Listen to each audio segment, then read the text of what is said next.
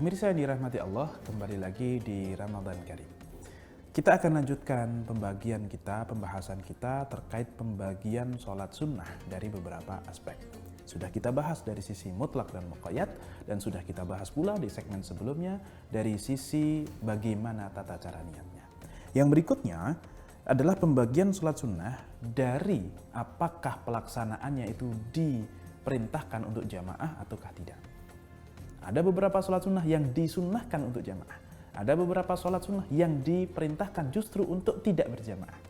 Nah, maka di dalam kitab Nihayatul Zain karya Syekh Nawawi Al-Bantani, salah satu ulama dari Banten yang merupakan ulama dunia, beliau mengatakan bahwasanya sholat yang disunnahkan untuk berjamaah itu ada beberapa. Contohnya, yang pertama, sholat Idul Adha. Ini adalah sholat yang disunnahkan untuk berjamaah. Artinya, dari kata-kata disunnahkan berjamaah, kalaupun tidak berjamaah maka tetap sah. Kalaupun kita tidak bisa melaksanakan sholat Idul Adha berjamaah, bukan berarti kita meninggalkan. Silahkan sholat meskipun tidak berjamaah. Dan kalau nanti tidak berjamaah maka tidak disunnahkan untuk berkhutbah. Karena kalau sholat sendirian nanti khutbahnya sama siapa? Yang khutbah siapa? Yang dengerin siapa? Karena khutbah harus ada yang mendengarkan. Taib. Maka sholat Idul Adha itu tetap disunnahkan meskipun tidak berjamaah, tetapi disunnahkannya untuk dilakukan berjamaah. Sebagaimana pas pandemi kita banyak yang kemudian sholat Idul Adha, Idul Fitri itu tidak berjamaah, ataupun kalau berjamaah hanya berjamaah dengan keluarga anggota di rumah saja. Baik. Kemudian sholat Idul Fitri juga demikian, disunahkan untuk berjamaah, akan tetapi kalau tidak berjamaah pun boleh. Kemudian sholat sunnah kusuf dan khusuf. Kusuf adalah gerhana matahari, sedangkan khusuf adalah sholat sunnah gerhana bulan. Itu disunahkan untuk dilakukan secara berjamaah. Tapi kalaupun tidak berjamaah maka tetap disunnahkan. Yang kelima adalah sholat sunnah istisqa. Sholat sunnah meminta hujan, itu juga termasuk sholat yang disunnahkan untuk berjamaah. Kemudian yang keenam adalah sholat sunnah tarawih. Sholat sunnah tarawih di waktu Ramadan juga termasuk sholat sunnah yang diperintahkan untuk pelaksanaannya itu secara berjamaah. Meskipun kembali lagi, kalaupun tidak berjamaah itu pun boleh. Kalaupun kita, misalnya di bulan Ramadan ini, yang ingin sekali mendapatkan ampunan dari Allah, salah satunya dengan melakukan qiyamul lail, melakukan sholat tarawih, kok kebetulan tidak bisa berjamaah, bukan berarti kemudian kita meninggalkan. Ya sudah, tetap sholat tarawih meskipun sendirian. Karena berjamaah di dalam sholat tarawih itu hukumnya hanya sunnah. Kalaupun tidak bisa, maka tetap masih bisa melaksanakan sholat tarawih. Sholat berjamaah di sholat Idul Adha, Idul Fitri itu juga hukumnya sunnah. Kalaupun tidak bisa berjamaah di beberapa sholat itu, maka tetap laksanakan meskipun sendirian. Nah, ini mungkin satu pengertian, satu pemahaman yang masih asing di tengah-tengah kita, bahwa banyak di antara sholat sunnah ini yang disunnahkan berjamaah itu pun tetap bisa dilaksanakan meskipun sendirian. Baik, itu yang disunnahkan secara berjamaah. Ada beberapa sholat sunnah lainnya justru malah disunnahkan untuk tidak berjamaah. Sunnahnya malah sendirian, meskipun boleh berjamaah. Nah, jadi kebalikan dengan tadi, kalau tadi sunnahnya berjamaah tapi boleh sendirian, kalau sekarang adalah sholat sunnah yang sebaiknya sendirian, tapi kalau jamaah pun boleh. Apa saja? Contohnya yang pertama, sholat sunnah tahajud. Sholat sunnah tahajud itu lebih baik sendirian, sebagaimana Rasulullah itu sholat tahajud selalu sendirian.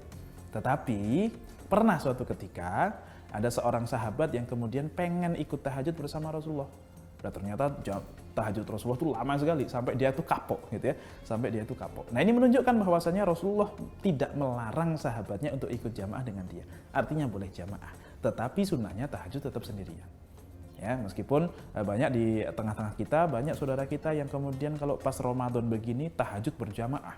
Supaya apa? Karena kalau tahajud sendirian itu bacaannya cuma itu-itu saja. Kalau nggak kuliah kulhu, bosen tentunya kan. Maka kalau berjamaah kita bisa cari imam yang hafid, yang hafalannya bagus, yang suaranya enak sehingga berjam-jam pun kita kuat. 1 juz, 2 juz pun kita kuat. Maka itu satu hal yang tidak masalah. Meskipun kalau ditanya lebih afdol mana, lebih baik sendirian. Cuman masalahnya kalau sendirian tidak bisa lama. Ya sudah, mana yang kira-kira kok lebih maslahat buat kita, silahkan diambil. Karena secara hukum dua-duanya tidak bermasalah. Berikutnya sholat sunnah witir. Sholat sunnah witir pun sunnahnya juga sendirian meskipun boleh jamaah. Kecuali jika witir itu disambung dengan sholat raweh, maka diperbolehkan, bahkan disunnahkan untuk tetap berjamaah nyambung sholat raweh plus witir.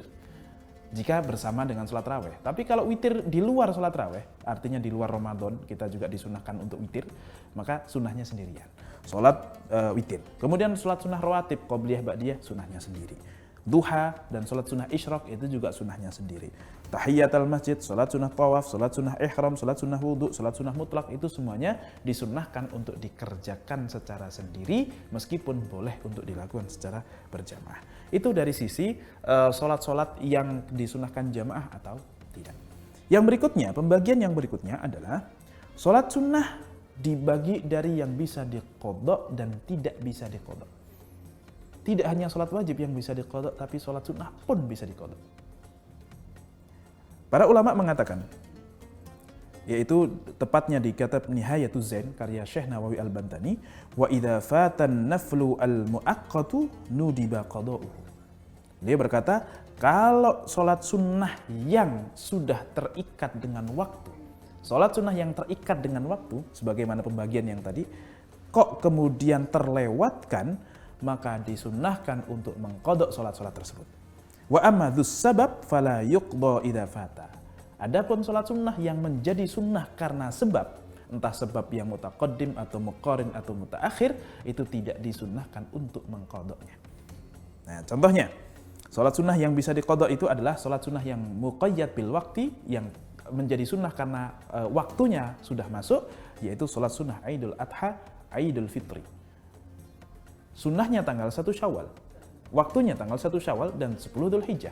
Tetapi kalaupun kita kelewatan, misalnya sadar-sadar atau tahu bahwa sekarang tanggal 1 Syawal itu setelah jam ba'da asar, ya mungkin karena ketinggalan informasi, dikiranya masih Ramadan, ternyata hari itu sudah 1 Syawal. Dia sudah terlanjur puasa sampai jam asar, maka harus batalin.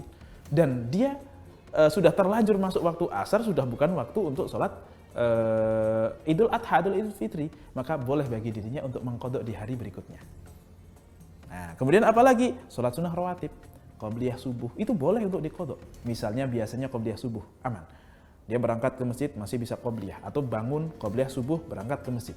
Tapi suatu ketika dia bangunnya agak lambat, kemudian nyampe sudah iqomat bangun-bangun, langsung ke masjid, langsung sholat subuh berjamaah, maka boleh bagi dirinya untuk setelah subuh itu langsung mengqadha sholat qobliyah subuh. Itu boleh. Kenapa? Karena rawatib, qobliyah dan ba'diyah itu sholat yang terikat karena waktu. Dan ini pernah dilakukan oleh Rasulullah. Suatu ketika Rasulullah ba'da sholat asar, setelah sholat asar tiba-tiba sholat sunnah 2 rakaat. Sahabat pun pada heran, ya Rasulullah, sholat apa itu? Maka Rasulullah pun menjawab, oh itu adalah sholat yang saya kerjakan karena tadi ba'da zuhur saya ada tamu. Mau sholat ba'diyah zuhur tidak sempat. Tamunya terus ada sampai waktu asar datang, saya akhirnya sholat asar bersama dia. Nah, karena belum melakukan sholat ba'diyah zuhur, maka saya kerjakan ba'diyah zuhur itu ba'da asar. Dan namanya sholat sunnah qadha atau sholat qadha, mau qadha yang wajib atau qadha yang sunnah, itu waktunya sudah bebas, tidak terikat oleh waktu apapun, tidak harus di waktunya yang sama. Sholat qobliyah subuh tidak harus sebelum subuh. Ya, kalau sudah qadha maka waktu duha pun bisa, bahkan setelah sholat subuh pun bisa, padahal itu waktu yang terlarang. Karena yang terlarang untuk dilakukan di waktu-waktu yang terlarang itu hanya sholat mutlak dan sholat yang memiliki sebab mutarokhin, sebabnya datang belakangan. Selain itu maka diperbolehkan untuk kita lakukan meskipun di waktu-waktu yang terlarang. Itu yang bisa diqadha, ya, termasuk sholat tahajud, sholat raweh, sholat witir itu bisa diqadha.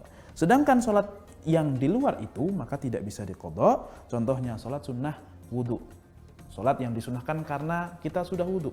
Setelah itu kok kita lupa tidak sholat sunnah wudhu, malah sudah ngapa-ngapain, maka tidak perlu untuk diqadha, silahkan wudhu lagi atau melakukan sholat sunnah yang lainnya. Taib, itu pembagian sholat dari bisa diqadha ataupun tidak. Jamaah rahimakumullah, semoga yang sedikit ini bisa menambah pengetahuan kita, menambah kualitas ibadah kita, dan semoga kita semakin diistiqomahkan di dalam kebaikan. Nasrun minallahi wa fathun qarib wa basyiril mu'minin. Assalamualaikum warahmatullahi wabarakatuh.